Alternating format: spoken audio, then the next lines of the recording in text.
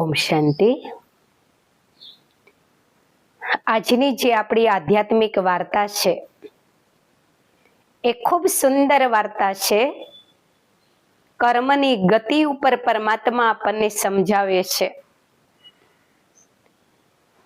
કે ઘણીવાર આપણે પોતે પાપ કર્મ નથી કરતા, પણ કોઈ પાપીને જો આપણે આંગળી ચીંધી પાપ કર્મ કરવામાં થોડી મદદ કરી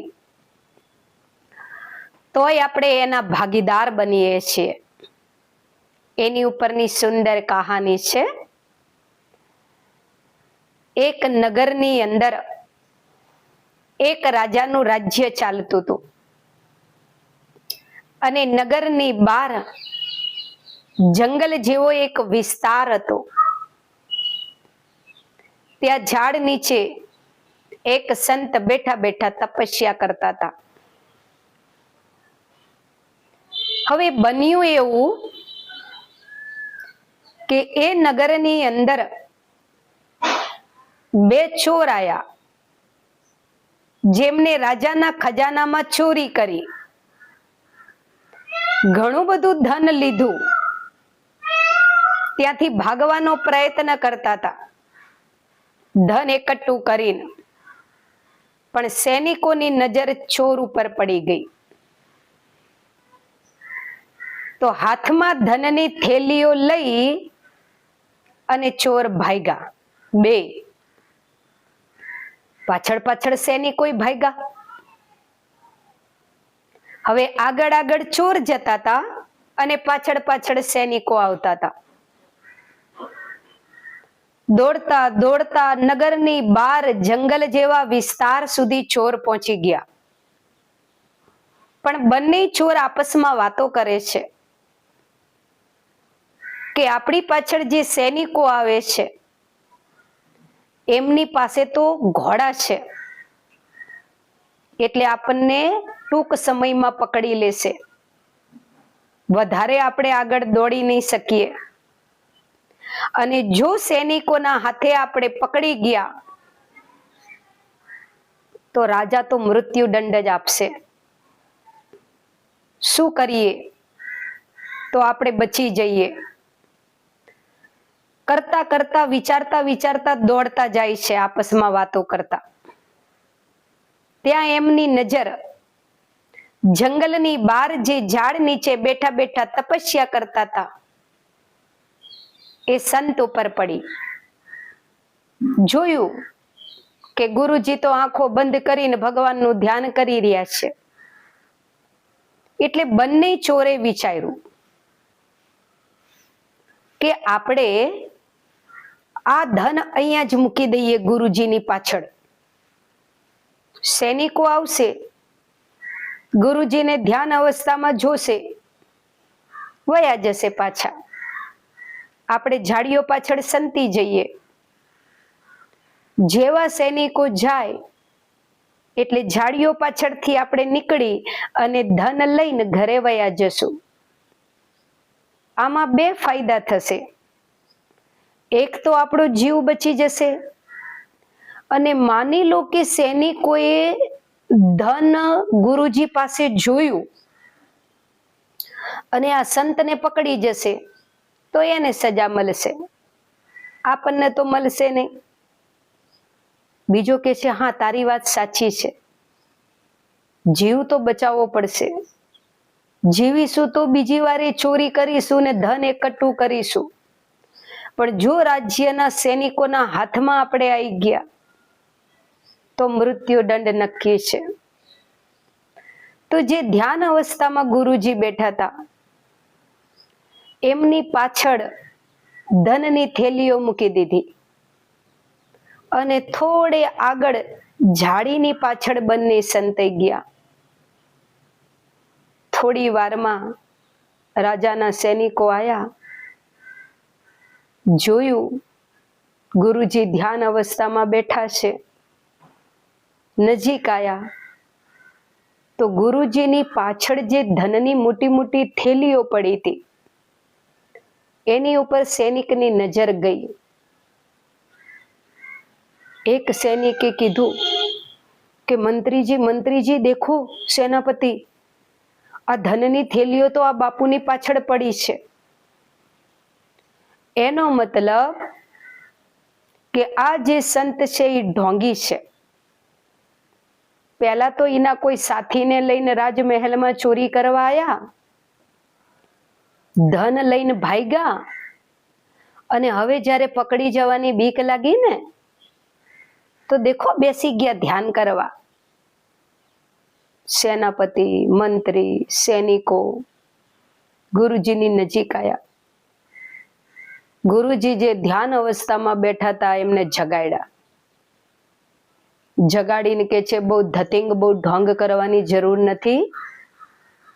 ભગવાનનું નામ લો છો એવું. અમને ખબર છે કે તમે જ રાજમહેલમાંથી ચોરી કરીને આવ્યા છો, અને આ ધન તમે જ ચોર્યું છે. કરીને ધનની થેલીઓ પકડી હાથમાં. ગુરુજીની નજર ધનની થેલીઓ ઉપર, સૈનિકો ઉપર ગઈ. પણ સૈનિકો શું કહેવા માંગે છે ગુરુજીને કઈ ખબર નથી. ગુરુજી કે છે, દેખો ભાઈ, હું તો કેટલી કલાક પહેલાનો ધ્યાન અવસ્થામાં બેઠો છું. મને ખબર નથી કે આ રાજમહેલનું ધન મારી પાસે કેવી રીતે આવ્યું. તમે મારું સાચું માનો, મેં ચોરી નથી કરી. સેનાપતિ કે છે, તમે ચોરી કરી છે નથી કરી, તમને સજા મળશે કે નહીં મળે એ બધો નિર્ણય રાજા કરશે. મહેલની અંદર જે ચોરી થઈ છે એ ધન તમારી પાસે પકડાયું છે.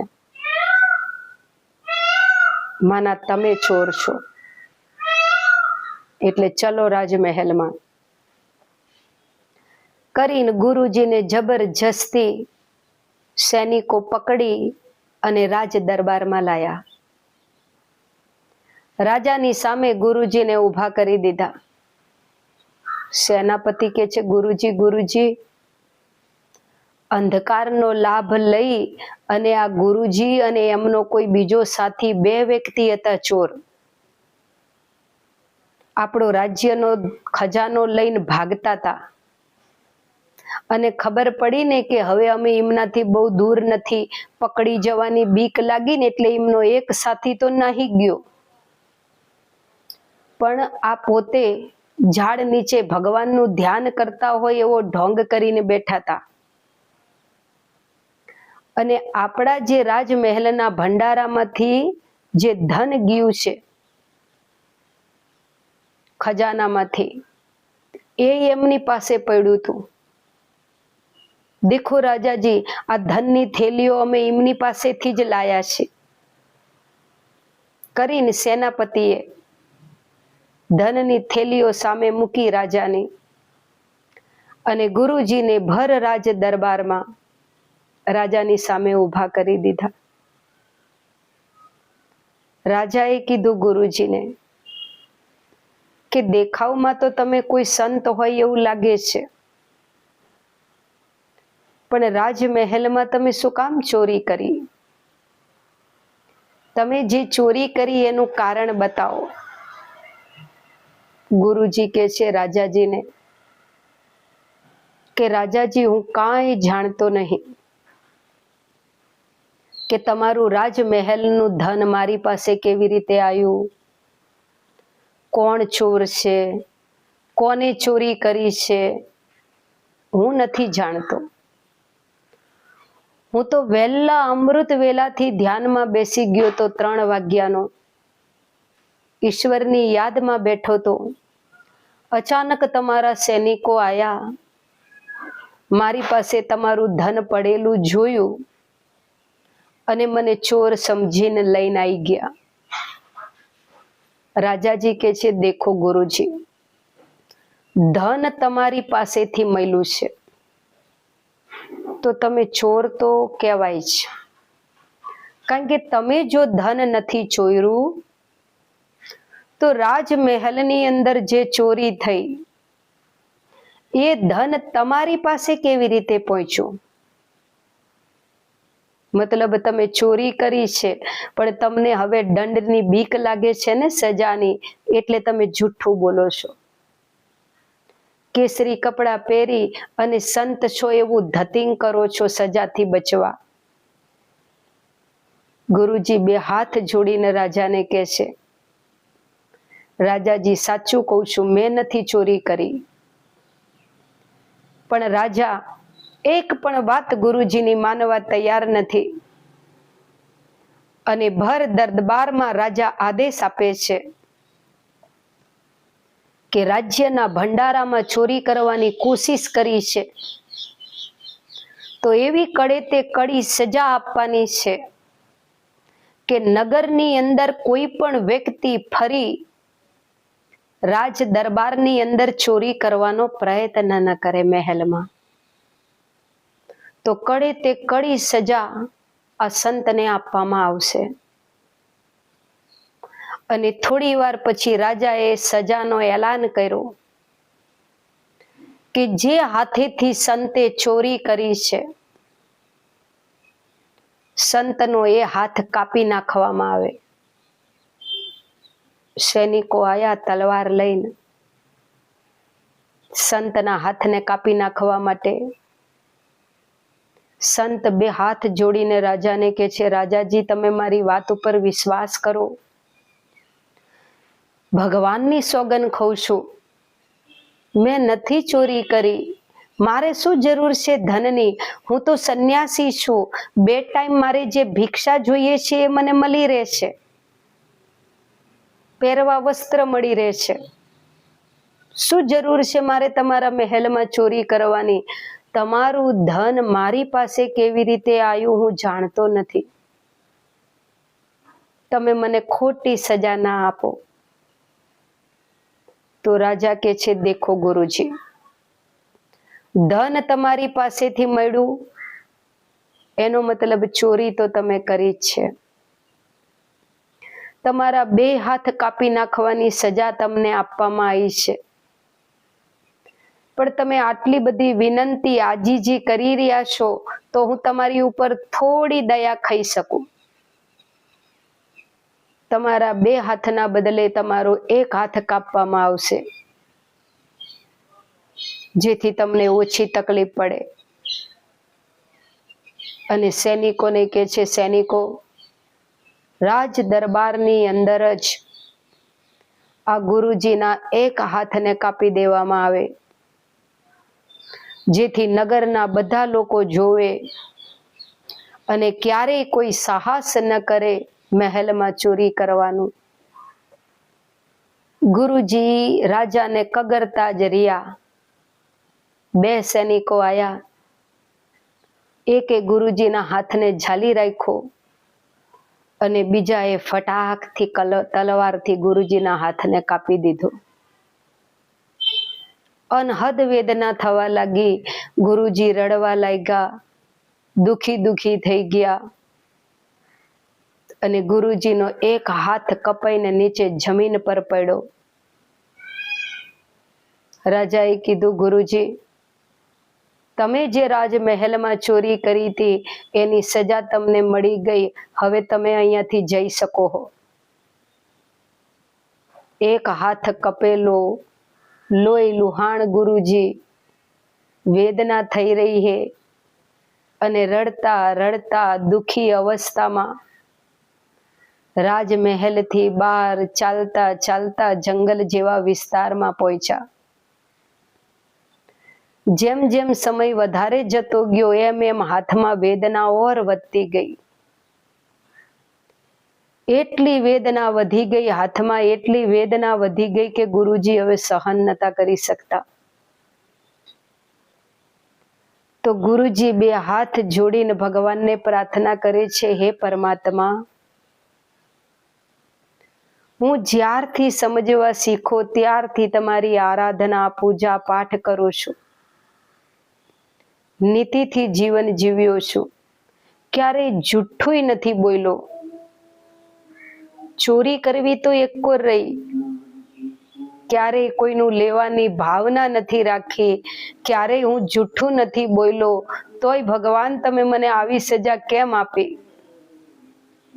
કરતા કરતા ઝાડ નીચે ગુરુજી અનહદ દુઃખની વેદના ભોગવતા ભોગવતા ઝાડના ટેકાણે બેઠા હતા ને એમની આંખ વીકાઈ ગઈ, નીંદર આવી ગઈ.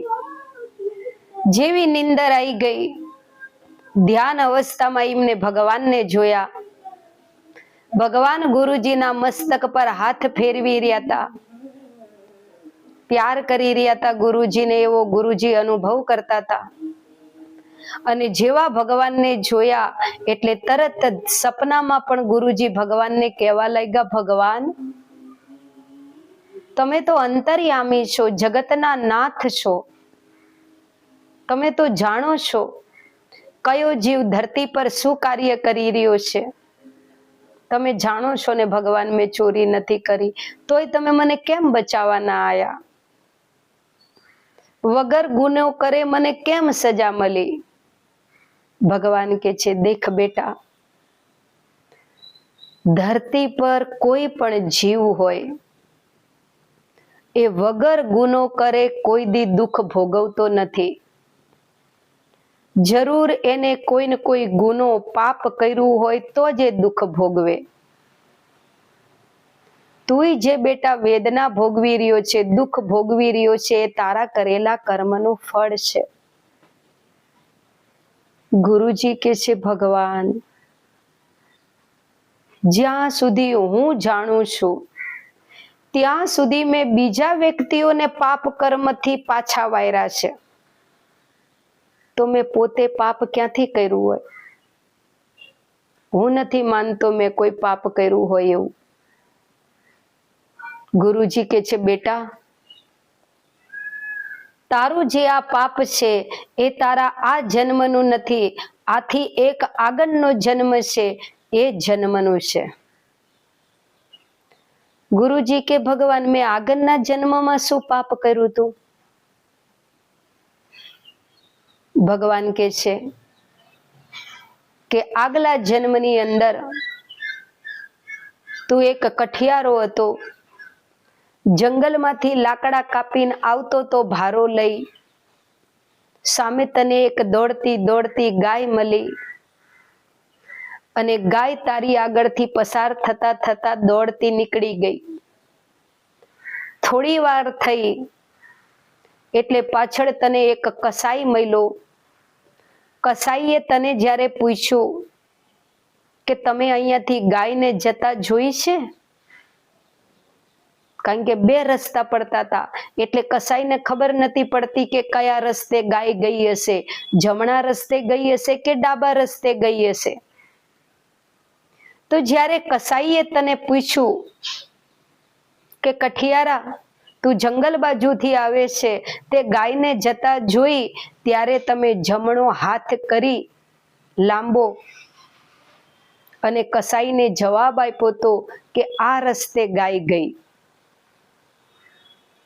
એક હાથે ભારો ઉપાડેલો જાયલો તો અને બીજો હાથ તમે લાંબો કરી અને કસાઈને જ્યારે કીધું કે આ જમણા રસ્તે મેં ગાયને જતા જોઈ છે, પાછળ પાછળ કસાઈ દોડ્યો અને આગળ જતા ગાયને પકડી લીધી, મારી નાખી ગાયને. તમે નતા જાણતા કે એ કસાઈ હે, ગાયને મારી નાખવા માંગે હે. પણ કસાઈએ જ્યારે તમને પૂછ્યું કે ગાય કયા રસ્તે ગઈ,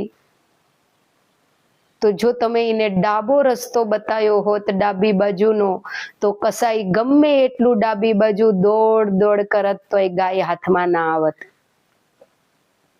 પણ જે દિશામાં ગાય ગઈ એ દિશા તમે કસાઈને લાંબો હાથ કરીને બતાવી એટલે કસાઈ ગાય સુધી પહોંચી શક્યો અને ગાયને મારી નાખી.